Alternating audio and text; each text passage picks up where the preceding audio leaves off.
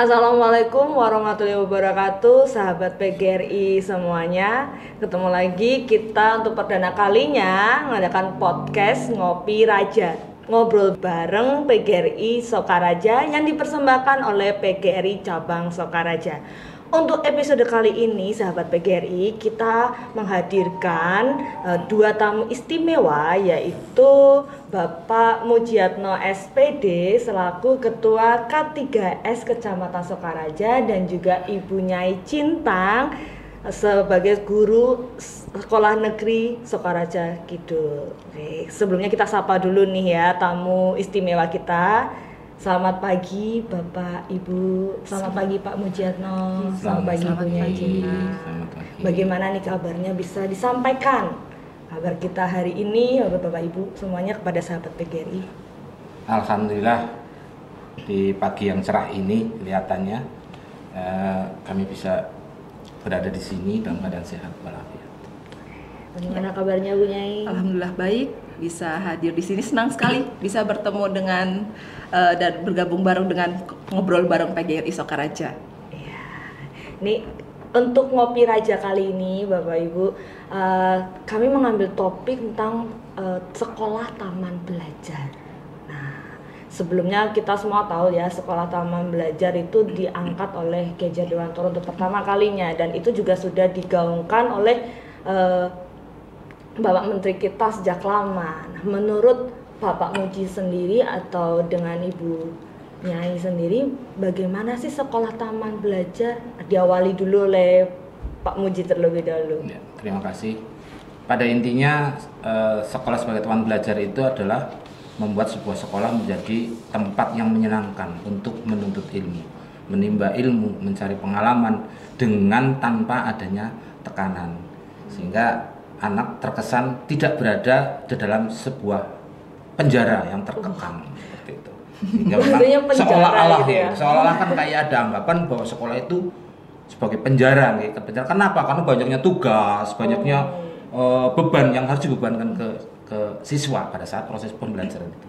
Nah, sekolah sebagai taman belajar ini akan mengurangi itu sehingga anak itu lebih nyaman, semangat belajar. Kemungkinan juga kenapa anak-anak kita ketika belajar itu malas dan sebagainya, mungkin juga ada tekanan-tekanan yang memang walaupun disadari ataupun tidak disadari oleh kita sebagai guru, mungkin itu membuat anak tertekan. Nah, sekolah sebagai taman belajar ini akan menghilangkan itu secara sedikit demi sedikit.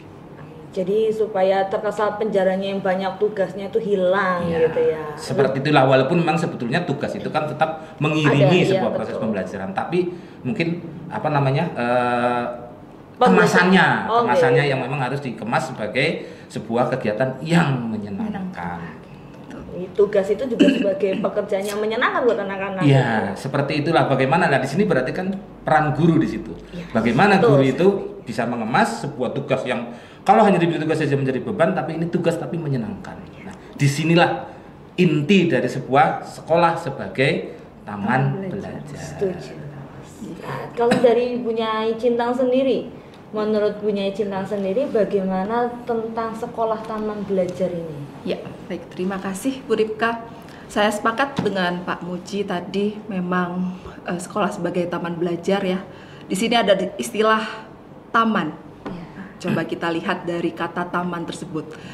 Ketika kita membayangkan sebuah kata taman, nah di sana kita membayangkan sebuah suasana yang teduh, ya, asri, kemudian membuat indah, kita tenang, ya, indah dan menyenangkan gitu.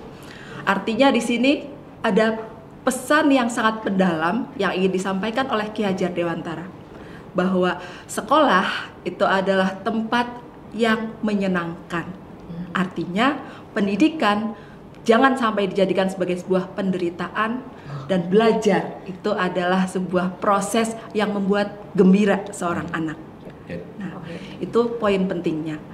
Dan ketika kita melihat anak-anak kita masuk ke dalam kelas, kita melihat wajah mereka begitu senang dengan senyum yang sangat lebar dan ingin membawa rasa ingin tahu gitu. Akan belajar apa kita hari ini? Nah, itulah kira-kira bayangan dari sekolah taman belajar. Jadi ketika anak pulang, bel pulang sekolah berbunyi pun anak merasa enggan untuk mengakhiri kesenangan tersebut.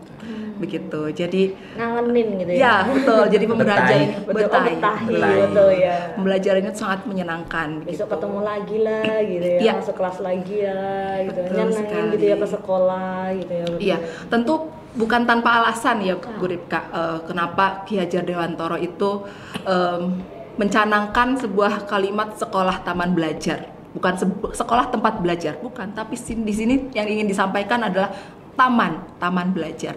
Artinya di sini Ki Hajar Dewantara ingin menyampaikan kepada kita semua guru di Indonesia tentunya bahwa pendidikan itu adalah proses yang harus membuat anak senang untuk belajar, dan pendidikan itu bukan sebuah penderitaan, dan pembelajaran itu bukanlah sebuah tekanan bagi seorang anak. Kiranya itu. Oke. Jadi memang belajar itu proses yang menyenangkan, dan sekolah itu sebuah taman untuk belajar yang menyenangkan pula. Ya, betul. Ini sangat luar biasa sebetulnya ya perbincangan kita kali ini. Panjang sebetulnya kalau kita ini mau teruskan ini sebenarnya panjang, pembahasannya sangat panjang ya.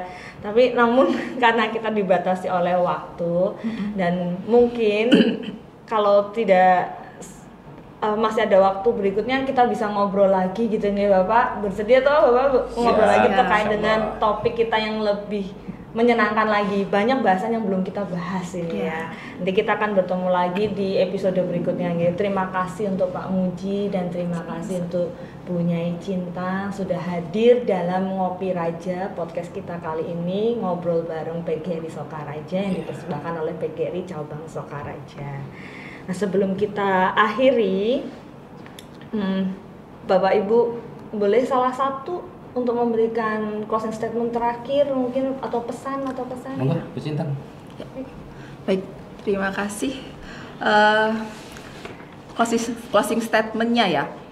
Pesan penting untuk seluruh guru yang akan menerapkan kurikulum Merdeka ini. Ya.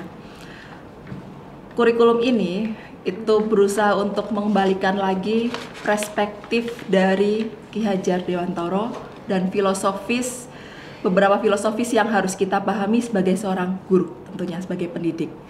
Kita sebagai seorang pendidik harus memahami bahwa seluruh siswa dalam kelas kita itu tadi harus belajar dengan sangat menyenangkan, dan kita juga harus mengingat bahwa di kelas kita tentu terdapat keberagaman. Nah, Ki Hajar Dewantara juga sudah menyampaikan bahwa sekolah itu diibaratkan sebagai sebuah ladang, guru adalah seorang petani, dan siswa adalah benih. Artinya di sini benih di dalam sebuah ladang tentu bermacam-macam. Seorang guru tidak bisa memaksakan sebuah benih padi dipaksakan tumbuh menjadi sebuah tanaman jagung. Dan ini harus diingat oleh seluruh guru bahwa ada keberagaman, dan yang harus dipetik adalah potensi dari setiap siswa. Tadi Pak Muji sudah menyampaikan juga bahwa setiap anak tentu memiliki potensi masing-masing. Kita sebagai guru harus mengembangkan potensi itu, menuntun mereka agar menemukan potensi dan mereka dapat berpijak di kaki mereka sendiri. Ya, selamat dan bahagia. Oke, selamat dan bahagia. Terima kasih kepada Bapak Muji selaku Ketua K3S Korwil Cabang Sokaraja, dan Ibu Nyai selaku guru, salah satu guru dari SD Negeri Sokaraja gitu. Baik sahabat PGRI semuanya,